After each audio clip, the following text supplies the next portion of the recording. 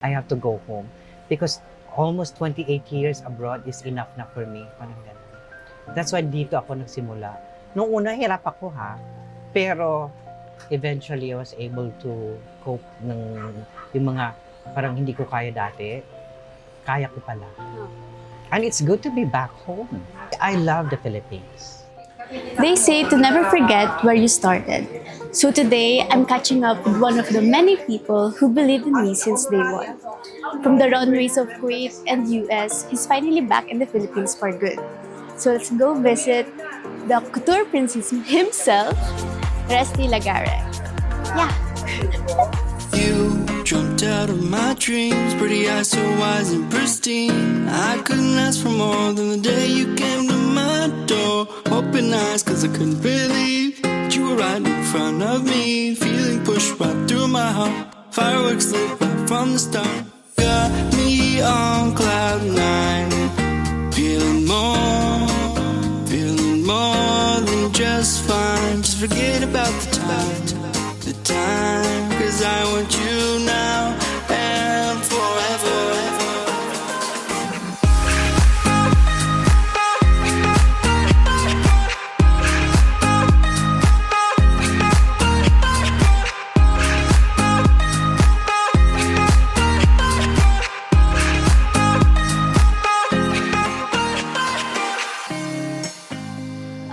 Tita Resty, I'm very honored po talaga and grateful that you were able to dress me din po.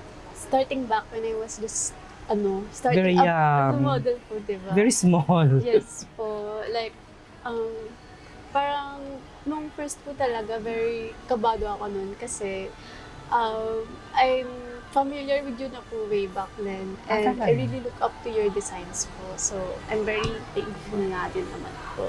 Thank you so much po kasi you've been a huge part of my journey po as a model. Yeah, me too. And I'm very glad, I'm very happy I'm part of that journey along the way because you still have a lot of opportunities that will come to you. And it is predictable from now. Nakikita na namin lahat yon na you're going to make it really big someday. Ngayon pa lang talagang wow na wow ka na. And I'm very grateful. Naging party ako noon, lalo nung nagsimula ka, yung very young. Yes po. At saka nandito ka uli ngayon, support pa rin. Opo. Thank you.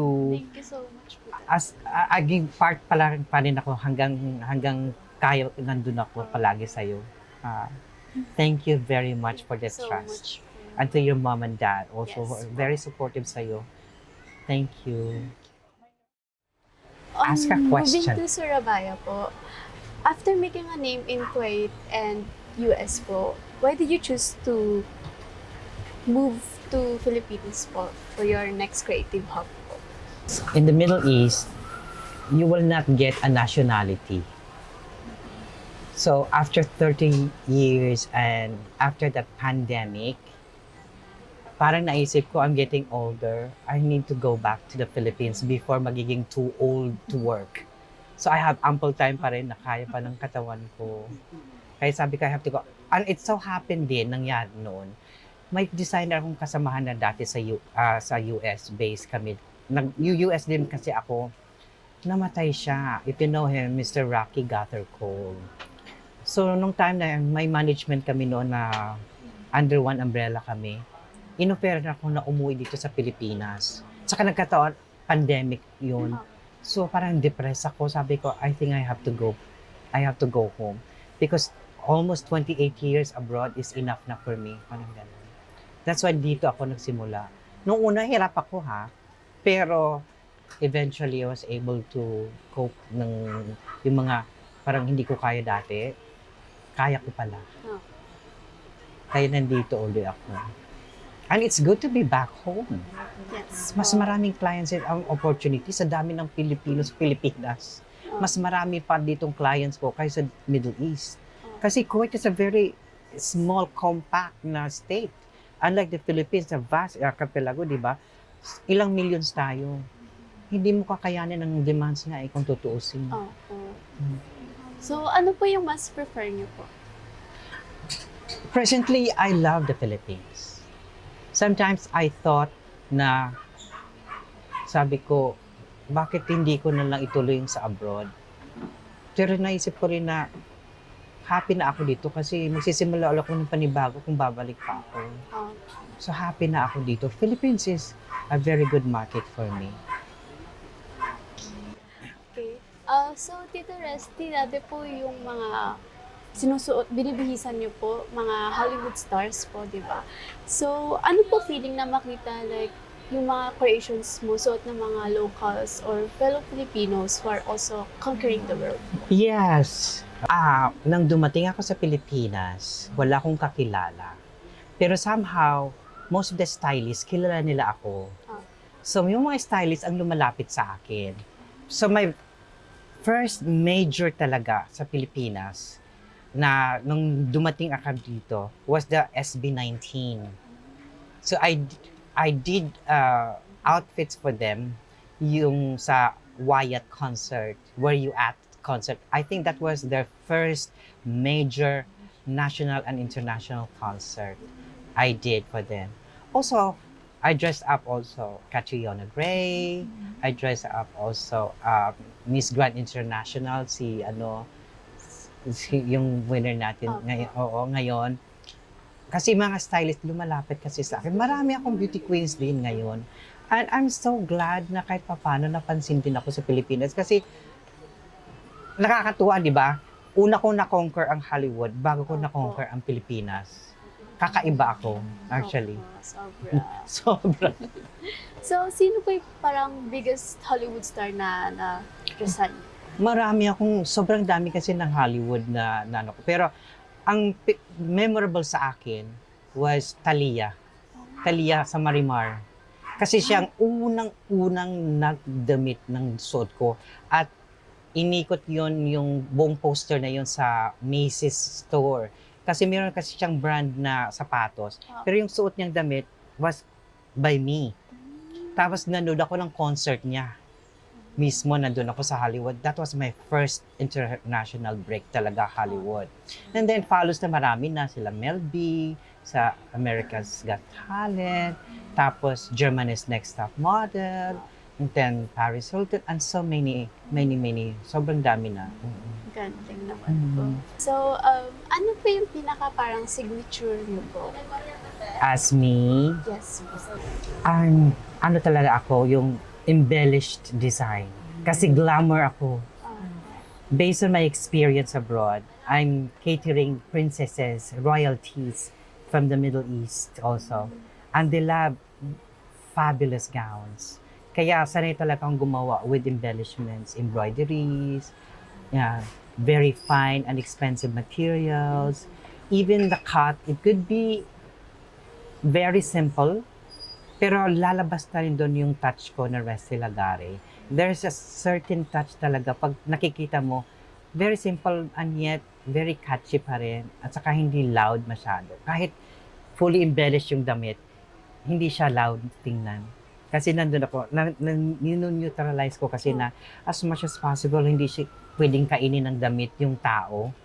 Yung personality, lutang pa rin. So, sabay silang lulutang. Parang, I'm enhancing the person at the same time, emphasizing the dress as well. Parang ganun. And it depends on the kind of occasion. Depende rin. Kasi I'm very particular, ano occasion na, hindi ko pwedeng kainin yung debutant kung guest ka lang. Dapat yung debutant nag-stand out pa rin. Parang ganun. So, I have to ask my clients kung anong event yon kasi titinan ko. Also at the same time, I ask kung meron silang idea na pwedeng i-incorporate sa design. Kino-consider ko lagi yun. And then, I suggest din kung ano yung pwede kong i-add on doon as a designer. Simply, sila yung lumapit sa akin as a designer. So, this is my forte. So, I have to give them kung ano yung suggestion ko. Parang doctor din yan. I mean, sa experience mo na 30 years na dealing with clients like every day, you learned a lot from that. Yung daily mo sa pakipag-deal sa customer na iba-ibang personality, iba-ibang taste, iba-ibang gusto. Alam mo yung ganun? For almost 28 years, consistent yun ha, walang tigil yun ha. You learn to understand human anatomy, human psychology. You know what I mean? Yes. Human anatomy kasi yung shape ng katawan. Human psychology, kung anong taste, anong gusto, may baliw na customer, may classic na customer, may baliw na paulit-ulit ang customer. I said, human psychology, that's part of it.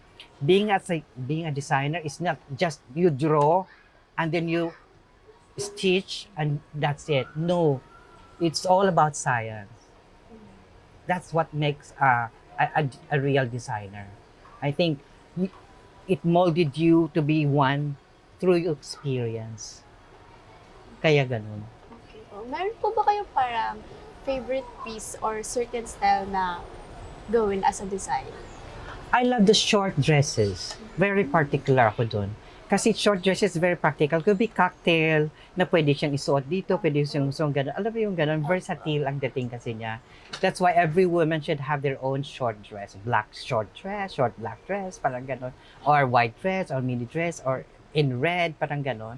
I love the red dresses. The bouffant and the mini, both of them, they are my favorites of all. Parang ganun. Okay po. You're welcome.